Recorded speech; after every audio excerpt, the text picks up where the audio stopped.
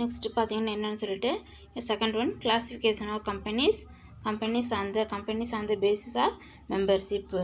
First one private limitedனாக்கா உறுப்பினர்களின் அடிப்படையில் அப்படின்னு சொல்லி கொடுத்துருக்காங்க. பேஸ் ஆஃப் மெம்பர்ஷிப்னா உறுப்பினர்களின் அடிப்படையில். ப்ரைவேட் கம்பெனி தனி நிறுவனம். Private limited company is a type of company which is formed with minimum 2 shareholder and 2 director. அதே மாதிரி private companyல எப்படி வந்து இருக்கணும்னு சொல்லி பார்த்தீங்கன்னாக்கா 2 director வந்து இருக்கணும், 2 shareholder வந்து இருக்கணும். private companyல மினிமம் வந்து எத்தனை பேர்? 2 shareholder 2 director. அதே மாதிரி தனி நிறுவனம் என்பது நிறுவனங்களின் ஒரு வகை நிறுவனம். குறைந்தபட்சம் 2 பங்குதாரர்கள் மற்றும் 2 இயக்குநர்களை கொண்டு செயல்படலாம். அதே 2 பார்ட்னர்ஸு, அதே மாதிரி 2 ஷேர்ஹோல்டர்ஸு, 2 டைரக்டர், 2 பங்குதாரர், 2 இயக்குநர்கள். அதுக்கப்புறம் பார்த்தீங்கன்னா இந்த minimum requirement with respect to authorized or paid up capital 1 lakh has been omitted by the Companies Amendment Act 2015 WEF 29th of the May 2015 சொல்லி கொடுத்துருக்காங்க. அதே மாதிரி என்ன சொல்லியிருக்கிறாங்கன்னு பார்த்தீங்கன்னாக்கா குறைஞ்சபட்சம் தேவையான அங்கீகரிக்கப்பட்ட அல்லது செலுத்தப்பட்ட மூலதனம் 1 லட்சம் என்பது நிறுவன சட்டம் திருத்தம் 2015 விதிக்கப்பட்டுள்ளது. அவங்க வந்து ஷேர்ஹோல்டர் வந்து எவ்வளோ வந்து இன்வெஸ்ட்மெண்ட் வந்து பண்ணணும்னு சொல்லி பார்த்தீங்கன்னாக்கா கேபிட்டல் வந்து போடணும்னு சொல்லி பார்த்தா authorised capital, paid up capital 1 lakh, அங்கீகரிக்கப்பட்ட முதல் செலுத்தப்பட்ட முதல் எவ்வளோ வந்து இருக்கணும்?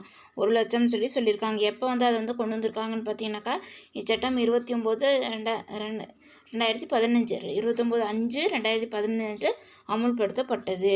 அதே மாதிரி another condition of private limited company is that it by its articles of association restrict the right to transfer its shares also prohibit any invitation to the public to subscribe for any securities of the company. அதே மாதிரி தனி நிறுவனங்கள் பங்குகள் மாற்றம் செய்வதை சங்க நடைமுறை தடை செய்கிறது. அதே மாதிரி ப்ரைவேட் கம்பெனி ஷேர்ஸை வந்து என்ன பண்ணுறாங்க? ட்ரான்ஸ்ஃபர் வந்து பண்ணுறதை யார் வந்து அவங்க வந்து ரெஸ்ட்ரிக்ட் வந்து பண்ணுறாங்கன்னு சொல்லி பார்த்தீங்கன்னா ஆர்டிகல்ஸ் ஆஃப் அசோசியேஷன் செயல்முறை விதிகள் அவங்க வந்து என்ன பண்ணுறாங்கன்னு சொல்லி பார்த்தீங்கன்னா அதில் வந்து சங்க நடைமுறை விதிகளில் தடை வந்து செய்கிறாங்க. அதே மாதிரி பார்த்தீங்கன்னா next also prohibit and any invitation to the public to subscribe for any security of the company. Maximum of 200% can become share holder in a private limited company.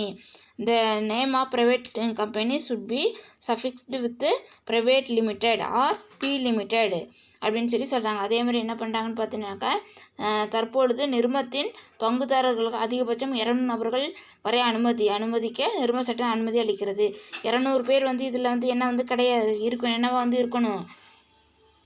அவங்க வந்து ஷேர் ஹோல்டராக வந்து இருக்கிறதுக்கு பர்மிஷன் வந்து கொடுத்துருக்காங்க. ப்ரைவேட் லிமிடெட் 200 ஷேர் ஹோல்டர் வந்து maximum வந்து எத்தனை பேர் வந்து இருக்கலான்னு பார்த்தீங்கன்னா 200% வந்து அது வந்து ஷேர் ஹோல்டர்லாம் வந்து இருக்கலாம்னு சொல்லி பர்மிஷன் வந்து கொடுத்துருக்காங்க. ஒரு தனி நிறுவனம் 3 முறைகள் அமைக்கலாம். அவையான தனி நிறுவனம், சிறிய தனி வரையறுக்கப்பட்ட நிறுவனம், ஒரு தனிநபர் நிறுவனம். அதே மாதிரி as a private limited company, as a small private limited company, அதுக்கப்புறம் என்ன கொடுத்துருக்காங்க? ஆஸ் ஏ 1% கம்பெனி, ஓபிசினாக்கா 1% கம்பெனி. இது மாதிரி என்ன பண்ணிக்கலாம்னு சொல்லி பார்த்தீங்கன்னாக்கா அவங்க வந்து கம்பெனி வந்து செப்பரேட்டாக வந்து என்ன பண்ணிக்கலாம்? பிரிச்சுக்கலாம் அப்படிங்கிறாங்க. அதே மாதிரி நெக்ஸ்ட் என்னன்னு சொல்லி பார்த்தீங்கன்னாக்கா அதில் பப்ளிக் கம்பெனினாக்கா public companies means a company which is not a private company. பொது நிறுவனம் என்பது தனி நிறுவனம் அல்லாதது. பப்ளிக் கம்பெனின்னா என்ன வந்து கிடையாதுப்பா? ப்ரைவேட் கம்பெனி கிடையாது, அது வந்து செப்பரேட்டு. இது வந்து இப்போ ப்ரைவேட் கம்பெனியோட மிங்கிள் வந்து ஆகாது. பொது நிறுவனம் என்பது பின்வரும் சிறப்பு உள்ளடக்கியது. அதே மாதிரி public company maybe set to be and association which first என்னன்னு சொல்லி பார்க்கலாம். இதில் வந்து இதோட ஃபீச்சர்ஸ் வந்து கொடுத்துருக்காங்க. என்னன்னு சொல்லி பார்த்தீங்கன்னா கன்சிஸ்ட் ஆஃப் அட்லீஸ்ட் 7 மெம்பர். இதில் வந்து எத்தனை பேர் மெம்பராக வந்து இருக்கணும்? 7 மெம்பர் வந்து இருக்கணும். குறைந்தபட்சம் 7 உறுப்பினர்களை கொண்டது. அதில் எத்தனை பேர்னு சொல்லி பார்த்தீங்கன்னாக்கா 200 ஷேர் ஹோல்டர்ஸ் வந்து இருக்கலாம். அதே மாதிரி ஷேர் ஹோல்டர் வந்து 2, அதே மாதிரி டைரக்டர் வந்து 2 அப்படின்னு சொல்லி பார்த்தோம். ஷேர் ஹோல்டர்ஸ் டோட்டலாக எவ்வளோன்னு பார்த்தோம்? 200ன்னு பார்த்தோம். இதில் வந்து மெம்பர் வந்து குறைந்தபட்சம் மினிமம் வந்து எத்தனை பேர் இருக்கணும்னு சொல்லி அட்லீஸ்ட்டு 7 மெம்பர் வந்து இருக்கணும். As a minimum paid up capital of 5 lakhs, அதிலே உள்ள 1 lakh, இதில் வந்து 5 lakh or such higher paid up capital as may be prescribed. குறைந்தபட்சம் செலுத்தப்பட்ட மூலதனம் 5 லட்சம் ஆகும் அல்லது அதிகபட்ச செலுத்தப்பட்ட மூலதனம் குறிப்பிடப்படவில்லை. அதேமாரி இதில் வந்து என்ன வந்து சொல்லலைன்னு சொல்லி பார்த்தீங்கன்னா இவ்வளோ தான் அப்படின்னு சொல்லி என்ன பண்ணல, மேக்ஸிமம் இவ்வளோ மினிமம் இவ்வளோன்னு சொல்லி அவங்க வந்து சொல்லலை. என்ன மினிமம் வந்து 5 lakhsலேருந்து என்ன பண்ணலாம், அவங்க வந்து இன்வெஸ்ட்மெண்ட் வந்து பண்ணலாம் அப்படிங்கிறாங்க. அதேமாதிரி நெக்ஸ்ட் வந்து என்னன்னு சொல்லி பார்த்தீங்கன்னாக்கா அதில் குறைந்தபட்சம் செலுத்தப்பட்ட மூலதனம் 5 லட்சம் ஆகும் அல்லது அதிகபட்சம் செலுத்தப்பட்ட மூலதனம் குறிப்பிடப்படவில்லை. நெக்ஸ்ட்டு தேர்ட் ஒன் பார்த்தீங்கன்னா is a subsidiary of a company which is not a private company. துணை நிறுவனம் என்பது தனி நிறுவனம் இருக்காது. அதேமாதிரி சப்சிடரி கம்பெனிங்கிறது எதில் வந்து சேராதுன்னு பார்த்தீங்கன்னாக்கா ப்ரைவேட் கம்பெனியில் வந்து என்ன அது சேராது. துணை நிறுவனம் தனி நிறுவனத்தோடு இருக்காது, தனியாக தான் வந்து இருக்கும் அப்படிங்கிறாங்க. அதேமாதிரி பார்த்தீங்கன்னா next does not restrict the right to transfer it shares. அதேமாதிரி என்ன பண்ண முடியாது, இவங்க ஷேர்ஸை வந்து ட்ரான்ஸ்ஃபர் பண்ணுறதுக்கு இதில் வந்து ரெஸ்ட்ரிக்ஷன் வந்து இருக்குது. பங்குகளை மாற்றம் செய்வதை தடை செய்வதில்லை. தடை வந்து does not restrict the right to transfer it share. எதில் தான் தடை வந்து பண்ணுறாங்க, அப்படி ப்ரைவேட் கம்பெனியில் தடை வந்து பண்ணிடுவாங்க. என்னென்னு ஷேர்ஸ் தன்னோட பங்குகளை வந்து தனி நிறுவனத்தில் மற்றவங்களுக்கு வந்து மாற்றி வந்து கொடுக்கக்கூடாது. ஆனால் பொது நிறுவனத்தில் என்ன பண்ணலாம், தன்னோட பங்குகளை மற்றவங்களுக்கு மாற்றுறதுக்கு எந்த ஒரு தடையும் வந்து கிடையாது. அதேமாதிரி நெக்ஸ்ட்டு பார்த்தீங்கன்னா என்னென்னு சொல்லிவிட்டு next does not prohibit any invitation to subscribe for any share or debenture of the company அப்படின்னு சொல்லியிருக்காங்க. அதேமாதிரி பார்த்தீங்கன்னாக்கா நெக்ஸ்ட் வந்துட்டு நிறுவனத்தின் பங்குகளையோ அல்லது கடனீட்டு பத்திரத்தையோ வெளியிட தடை செய்வதில்லை. அதே மாதிரி தான் ஷேர்ஸ் ஆர் டிபெஞ்சரை என்ன பண்ண அவங்க வந்து வெளியிடுறதுக்கு இஷ்யூ வந்து பண்ணுறதுக்கு எந்த ஒரு ரெஸ்ட்ரிக்ஷன் வந்து பண்ணுறது வந்து கிடையாது அப்படிங்கிறாங்க. நெக்ஸ்ட் ஒன் பார்த்தீங்கன்னாக்கா does not prohibit any invitation or accept of deposit. The name of public company should be suffixed with limited ex national aluminium company limited Chennai. அதேமாதிரி பார்த்தீங்கன்னாக்கா பொது வைப்பு நிதியை பெற பொதுமக்களுக்கு அழைப்பு விடுவதை தடை செய்வதில்லை.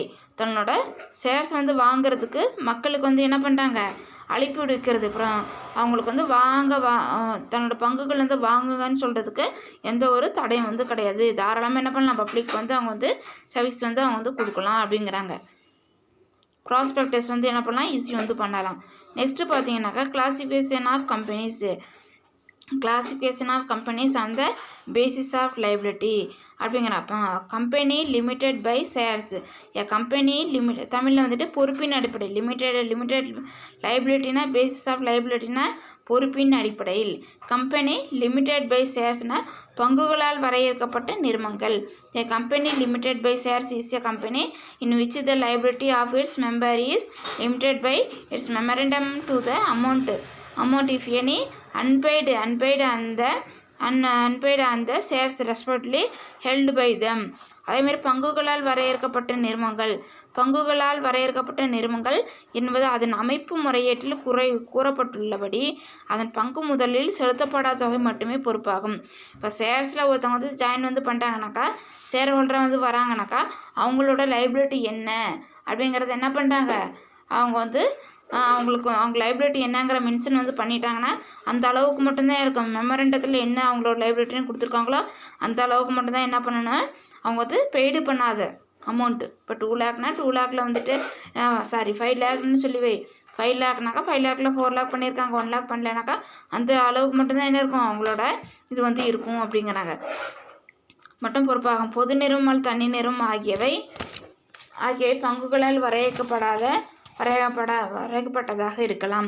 அதேமாதிரி என்ன பண்ணலான்னு சொல்லி பார்த்தீங்கன்னாக்கா the company limited by shares may be either public companies or private companies. பங்குகளால் வரையறுக்கப்பட்டதாக இருக்கலாம். ப்ரைவேட் கம்பெனி ஆர் என்னது ப்ரைவேட் கம்பெனி ஆர் பப்ளிக் கம்பெனியாக வந்து இருக்கலாம் அப்படிங்கிறாங்க. நெக்ஸ்ட்டு பார்த்தீங்கன்னாக்கா if a member has paid the full amount of shares then his liability shall be nil அப்படிங்கிறாங்க. அதேமாதிரி பங்குகளின் முகமதிப்பை முழுவதுமாக செலுத்திவிட்டால் பொறுப்பு எதுவும் இல்லை. அவங்களோட ஷேர்ஸோட அமௌண்ட்டை என்ன பண்ணிடணும், ஃபுல் அமௌண்ட் 5 lakhs 10 lakhனாக்கா ஃபுல்லாக வந்து என்ன பண்ணிட்டாங்க, பெய்டு வந்து பண்ணிட்டாங்கனாக்கா அவங்களுக்கு லைபிலிட்டியே வந்து கிடையாது, எந்த லைபிலிட்டியுமே கிடையாது, அது வந்து நில் அப்படிங்கிறாங்க. அதேமாதிரி those 2 main feature of a company limited by shares limited by shares are as follows. The liability of its member is limited to the amount if any remaining unpaid and the shares held by them. பங்குகளால் வரையறுக்கப்பட்ட நிறுவனம் என்பது 2 முக்கிய தன்மைகளை கொண்டது. அவை பின்வருமாறு. உறுப்பினர்களின் பொறுப்பு என்பது பங்குகளின் மீதான செலுத்தப்படாத தொகை அளவிற்கு மட்டுமே பொறுப்பாவார். அவங்க எவ்வளோ அமௌண்ட் பெய்டு பண்ணலையோ அந்த அன்பெய்டு அமௌண்ட் எவ்வளோ இருக்குதோ அதுக்கு மட்டும்தான் என்ன பண்ணிக்கிறோம் அவங்க பொறுப்பு ஏற்றுக்கணும். செகண்ட் ஒன் பார்த்தீங்கன்னாக்கா such liability can be enforced either during the life time of the company or during the winding up of the company. பொறுப்பு என்பது நிறுவனத்தின் வாழ்நாளில் அல்லது நிறுவனம் கலைக்கப்படும் பொழுது செலுத்தப்பட வேண்டும்.